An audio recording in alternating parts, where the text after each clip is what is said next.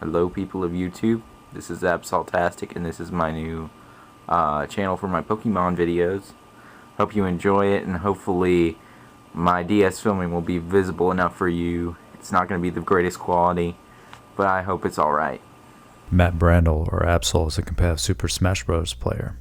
At least, that's who I knew him as. For the first year I knew Absol, I had no clue of his work as a Pokemon content creator. As soon as I looked at his YouTube page, I was surprised at what I found.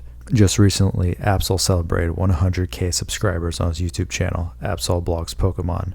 To understand Absol's 10-year path into his Pokemon adventures, I took a deep dive into his YouTube channel.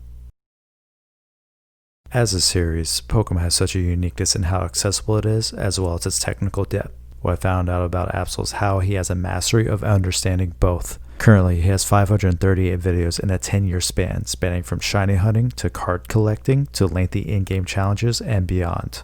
No matter the topic, Absol always comes with creative ways to engage his audience in the stories he wants to tell. In my viewing of Absol's different videos, one thing stood out to me the most: Absol's ability to tell a compelling story. On my podcast, Absol cites an eye-opening experience towards helping the early formation of his content creation philosophy. When I went to a robotics competition in high school, and we decided instead of doing a presentation through PowerPoint, we'd do a video presentation. So we made a quick 11-minute video detailing everything about the process of making our robot. And whenever we showed it to the judges, they were just about to fall asleep watching it, because all we did was talk about the specs of our robot, and we didn't really have anything interesting, any variety. We just showed a bunch of diagrams, and we were just talking about, next for our robot, we did this. And just watching the reaction right there, just pure unfiltered from those judges, it was like one of the first big video editing learning experiences for me, to always go back and make sure that the video itself, the finished product, is watchable before presenting it. In the video listed in the description, Absol detailed how, as a kid, he would spend hours trying to decipher the riddle of the three Regis: Regirock, Registeel, and Regis.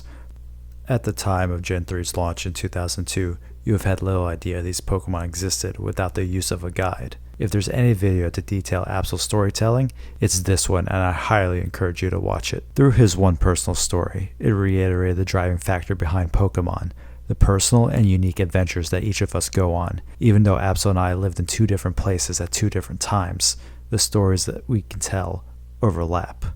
Because of this story, I was reminded of the childlike amazement I once had in the world.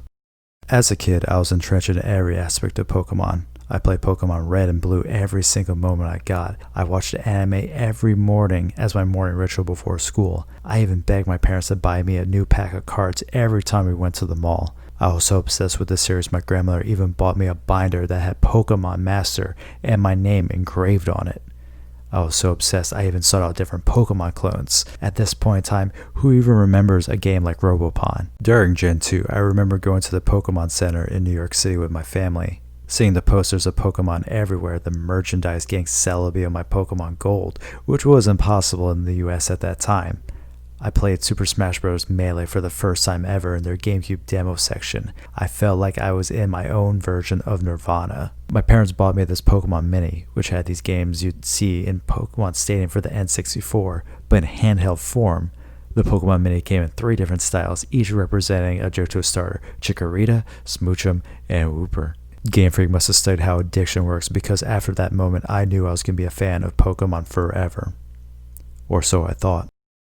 Life moves on, and before the release of Pokemon Sword and Shield, I became a lapsed fan. Maybe it was the factor of age and wanting to move on to different things, but I felt no innate desire to pick up and play Pokemon for one of the first times in my life. However, after talking with Absol on my podcast about the Crown Tundra DLC, I decided to buy the expansion pass, and once again set forth on another adventure.